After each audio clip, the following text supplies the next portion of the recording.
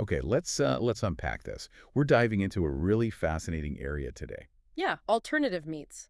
But specifically looking at a new player. Right, one using a traditional Japanese ingredient. Exactly. We've been digging into the source material on something called Konjac meat. Okay. And our mission for this deep dive is, well, to get to the heart of it, really. Mhm. We want to understand the context, why alternative meats are rising. And look at the pros and cons the source mentions for existing ones. Yeah, and then really explore what this Konjac Y meat is all about.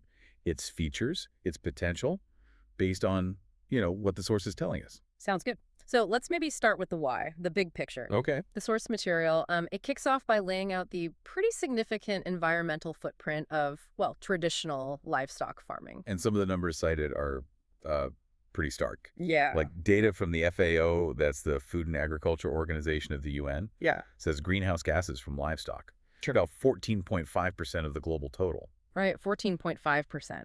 And what's really striking, the source points out this is like comparable to the entire transportation sector. The whole thing. Planes, trains, cars. Pretty much. The International Energy Agency puts transport at roughly 14%. So, yeah, similar scale. That's a massive scale. Mm. Puts it in perspective. It really does. And here's where it gets, well, even more interesting, maybe. Okay. The source talks about methane, a major emission from livestock. Uh-huh. It's considered 25 times more impactful than CO2 by volume. 25 times. So like even if the percentage is similar to transport, the impact to molecules way higher. Exactly. It traps much more heat faster. So that 14.5% might punch above its weight, so to speak. Mm. And it's not just the gases, is it? No, not at all. The source also details deforestation, huge water consumption. Right. And get this, livestock apparently uses 77% of the world's agricultural land. 77%. That much. Yeah, 77. All to produce just 18% of global calories. Wow. That seems incredibly inefficient. The FAO report mentioned calls it one of the most serious environmental issues. So, yeah. And demand isn't exactly shrinking, is it? No, quite the opposite. The source notes global beef imports up over 15% just between 2018 and 2022. Okay. And this demand is projected to keep growing. Some data cited even suggests meat costs could potentially increase fivefold 5 times. By when? by 2030, according to that specific data point. Wow, 5 times the cost. That adds a whole other dimension, doesn't it? Economic pressure on top of environmental. Exactly. And then there's the health angle. Ah, The source brings in WHO evidence, World Health Organization, linking, increased meat consumption to higher cancer rates. which you hear about more and more. Definitely. And it's fueling movements for people to cut back on meat just for their own health. So you've got this like perfect storm brewing. Huge environmental burden, rising demand, potential soaring costs, and health concerns. Yeah, that's pretty much the backdrop. And that's what makes alternative meats such a hot topic right now. Okay, so given that whole situation, what exactly are alternative meats, according to this source material? Well, the source describes them pretty simply. Plant-based products, but specifically engineered, Engineered how? to mimic the taste and texture of traditional meat. That's the goal. And the ingredients listed are kind of the usual suspects, right? Soy, wheat. Yeah, soy, wheat, pea, fava beans, those are the common ones mentioned. Okay. And the source gives examples like Beyond Meat, Impossible Meat. Right, those big U.S. names. But it also notes they're showing up more, in Japanese stores and restaurants, too. And it seems like they're gaining traction globally. Definitely. The source links it back to that growing environmental awareness we talked about. Right. And also just shifts in people's diets, health consciousness, all that stuff. Which brings us neatly to the focus of our source material today, Konjac Y meat. Exactly. This new player. And the source presents it as, well, kind of revolutionary, doesn't it? It does. Developed from konjac, which is, already a traditional healthy food in Japan. And its goal is pretty ambitious, helping tackle these big environmental and health issues. Mm-hmm. But here's a really crucial point the source makes, something that kind of sets it apart. Oh, yeah. What's that? It's explicitly not positioned just for vegans or vegetarians. Oh, interesting. So it's not about replacing meat entirely. Not necessarily as a 100% substitute you eat on its own, no. The source states its main purpose is to help reduce overall meat consumption Ow. by being blended mixed into traditional processed meat products. Ah, okay. So like maybe making meatballs with 70% beef and 30% this Y meat, that kind of thing. That seems to be the idea presented, yeah. It's a different strategy than just trying to be a standalone burger patty, for example. Gotcha. A blending approach. Right. But before we dive into all the features of Y meat, the source does acknowledge some, let's say, common challenges with the existing alternative meats out there. Okay. What hurdles does it mention? Well, a big one is taste difference. Ah, the classic challenge. Yeah.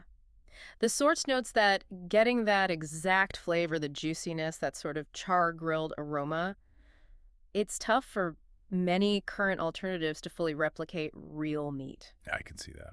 What else? Limited variety is another point. Meaning not as many different types of products. Exactly. The tech is still relatively new, right? Hmm. So while demand's growing and new things are appearing, the range just isn't as broad as traditional meat options. Not yet, anyway. Makes sense. And probably price too. Yep, that's the third one mentioned, high price. Because it's new tech, more complex processing maybe. That's what the source suggests, yeah.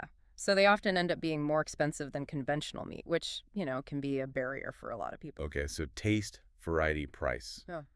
Those are the challenges the source sees for current options. Right. And this is where the source introduces Konjac Y meat as potentially offering a solution. Yeah. Using that konjac ingredient to maybe, overcome some of those disadvantages. Okay, so let's get into the features the source highlights, what makes it special. First up is low calorie. Significantly low calorie, yeah. And the source actually gives a comparison table. Oh, numbers. Good. Yeah. Konjac Y meat is listed at just 47 kilocalories. 47. Okay. Compared to what? Well, compared to beef mince at 280, pork mince at 289, even chicken mince is higher at 171. Wow, okay. That's a huge drop. The source calculates it as an 83% calorie cut compared to beef or pork. 83%. That's massive. And maybe even more striking, it's listed as fat-free. Completely. Zero fat. 0 grams of fat, according to the table, compared to over 20 grams for beef and pork mince. Okay, that's a huge health angle then. Zero fat, massive calorie reduction. Definitely. Though, it's worth noting, as the source data shows, the protein is very low, like 0.1 grams. Okay. Compared to maybe 20 grams or so in meat. Yeah, somewhere in that range, 17 to 26 grams roughly for the meats listed, and carbs are higher in the Y meat. Right, about 21 grams versus almost none in meat. So it's clear, based on this, it's designed as a calorie and fat reducer when blended, not really a protein replacement on its own. That makes sense. Linking back to the blending strategy, which I guess connects to the next feature the source mentions. Minimal impact on taste and texture when it's mixed in. Exactly. It's aiming to tackle that taste challenge we talked about. Oh. The source describes it as tasteless and odorless. Really? Completely neutral? Apparently so. The idea is it won't interfere with the flavor of whatever you mix it into, like the spices or the meat itself. Okay, that's clever if it works. And the texture. Crucially, the source says when you rehydrate it because it comes dry, its texture becomes very close to minced meat. So it feels right in the mouth. That's the claim. Makes it easy to incorporate into, your standard recipes. Dumplings, meat sauces, things like that are mentioned. Okay, feature number 3. Preventing drip and shrinkage. Sounds practical. Yeah, this seems geared towards food manufacturers, maybe home cooks too. High moisture retention is the key phrase used. Meaning it holds on to water. Right. It helps hold on to liquids from other ingredients, seasonings, stops things getting watery or losing flavor. And it also means products using it are less likely to get hard or dry out, like after freezing and thawing or even reheating leftovers the next day. Because it holds the moisture in. Got it. And that same property helps reduce shrinkage when you cook it, like grilling. Oh, right. So you get a better yield, more final product from the same starting weight. Exactly. Better yield for producers. Okay, useful. Feature 4, excellent convenience. What's that about? This seems focused on logistics, storage, and handling. Because it's sold dry. Yep.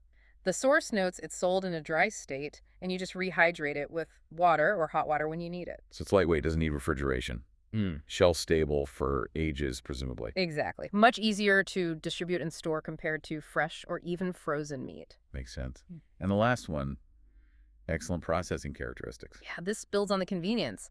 The source points out that once it is rehydrated, it's freeze-resistant and also strong against high temperatures. Meaning it holds up well during food production. Seems so.